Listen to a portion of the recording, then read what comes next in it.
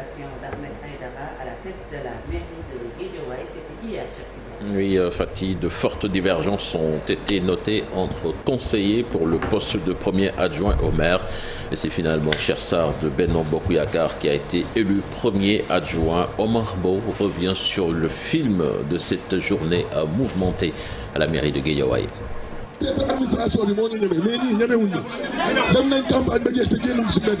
Ça ressemble à tout, sauf à une installation de maire d'une ville, une vraie cacophonie. Dans la salle de délibération de la mairie de ville de Guédiawaye, des voix s'élèvent entre acteurs politiques. D'abord, entre Ahmed Aïdara et Racine Talla. Ensuite, ici, entre Ahmed Aïdara encore et le préfet, où le maire élu tutoie l'autorité administrative au vu et au su de tout le monde. Cette guerre verbale se déroule aussi hors de la salle, cette fois-ci entre militants. Pour l'instant, pas de contact physique entre militants qui se regardent en chien de faïence. Ceci, c'est parce que la police, avec un impressionnant dispositif, veille au grand. Ahmed Aïdara, très en colère, parle de forfaiture et vice de forme lors du vote du bureau. Je vous propose de l'écouter chez nos confrères de Guédiawaye Info TV. Il y a un constat qui a été fait.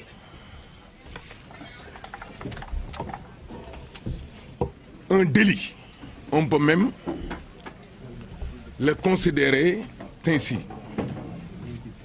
Parce que il y a une dame du nom de Madame Aminata Sy et sa fille, Fatmata Sy, qui ont voté lors du vote du bureau. Elle partage un conseil municipal, ce qui est anormal,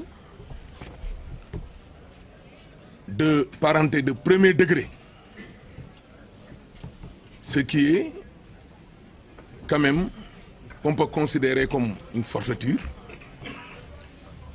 Quand la remarque a été faite auprès de l'autorité publique, il a fait fi et il a laissé le vote continuer. Donc ce vote-là peut être considéré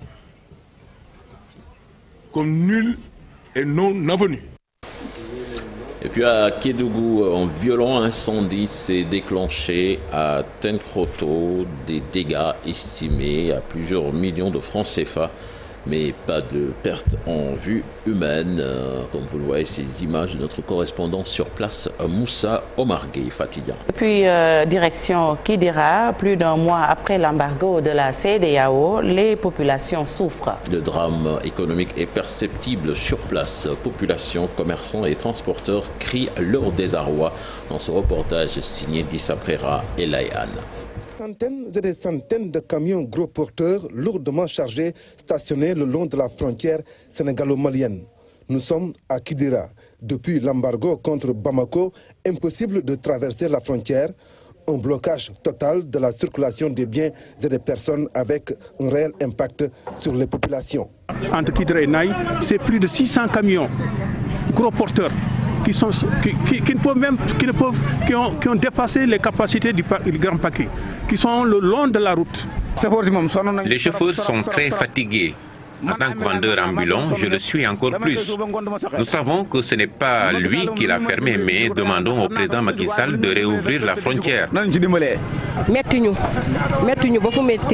C'est très difficile pour nos habitants, car pour aller et revenir de Diboli de l'autre côté, c'est la croix et la bannière. Une situation sans précédent que vivent les populations de Kidira. Le commerce de marchandises et de bétail subissent également les contre-coups de ce blocus. Des pertes sont estimées à des centaines de millions de francs CFA. Les Maliennes viennent ici acheter toutes sortes de marchandises. Un commerçant nous dit gagner 8 millions par jour. Mais avec cette fermeture, il n'arrive même pas à faire 1 million. Vous voyez la route, les centaines de bus qui traversaient. Maintenant, on peut même se coucher et dormir sur l'asphalte. Le Mali n'est pas seulement un réceptacle. Il nous envoie des produits, il nous envoie leur bétail, il nous envoie beaucoup d'éléments. Donc il n'est pas question de fermer ces frontières. Ce n'est pas les autorités qui en périssent, mais c'est beaucoup plus les populations. Après plus d'un mois du début de l'embargo de la CEDEAO contre le Mali, c'est un véritable drame économique et une profonde souffrance que vit Kidira. Merci à vous, Dissa Prera Fati. C'était là donc l'essentiel de la première tasse actu de ce matin.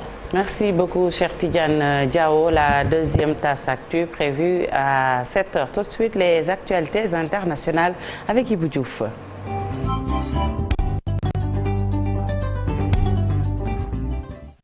Alors, Koromak, bonjour.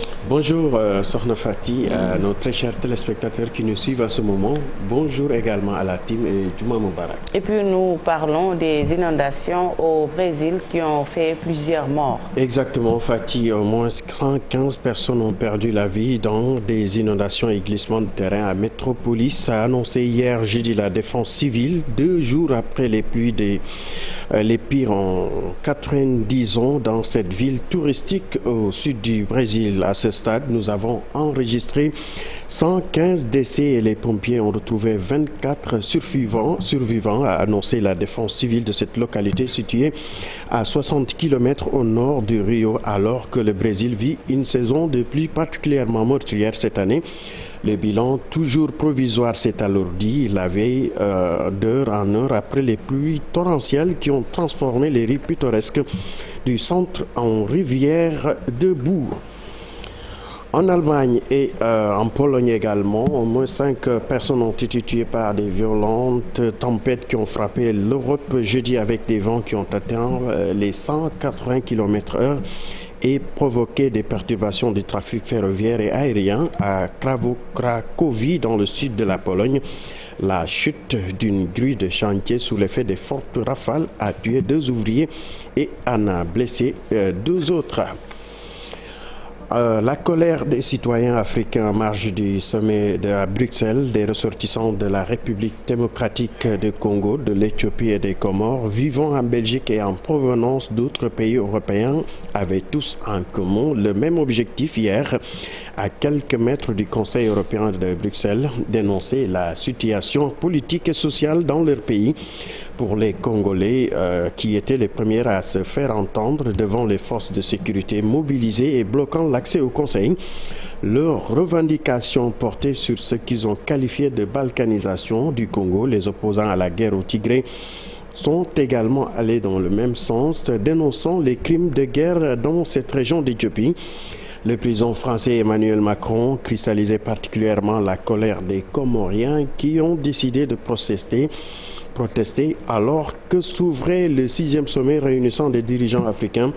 Macron est responsable de tous les malheurs qui frappent le Comore, ont-ils précisé.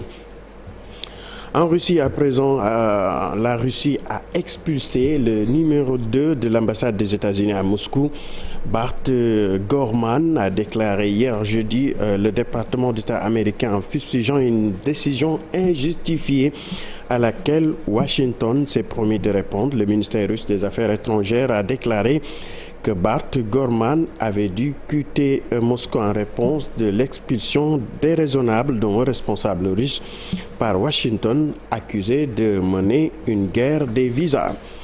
Covid-19 et plan de vaccination, l'entreprise allemande à l'origine de l'un des premiers vaccins Covid a annoncé son intention de lancer la production en Afrique. BioNTech, qui a produit le premier vaccin, a mis au point un laboratoire dans un conteneur qui pourrait être expédié dans plusieurs pays africains. Scientifiques et ouvriers produiraient alors plus d'une dizaine de millions de doses par an dans le but de remédier aux grandes disparités d'accès aux vaccins. Le président du Rwanda, du Ghana, du Sénégal ont manifesté leur intérêt pour le projet allemand et ont rejoint les responsables de l'OMS, de l'Union africaine, sur le site de Biotech à Marbourg pour discuter du conteneur laboratoire et de ses défis.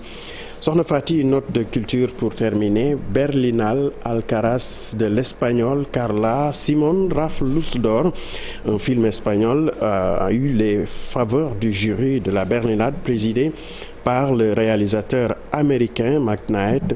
Le long métrage de la réalisatrice Carla Simon a décroché donc cette distinction. La réalisatrice de 35 ans a salué le palmarès quasi exclusivement féminin de la Berlinade Sokhna Fati cette année. Merci beaucoup. Donc les femmes étaient à l'honneur cette année. Merci beaucoup Ibou Diouf. On se retrouve tout à l'heure pour la version wolof. Tout de suite, Café Presse, Café Court ou li ci yéenekaay yi ak Chérif.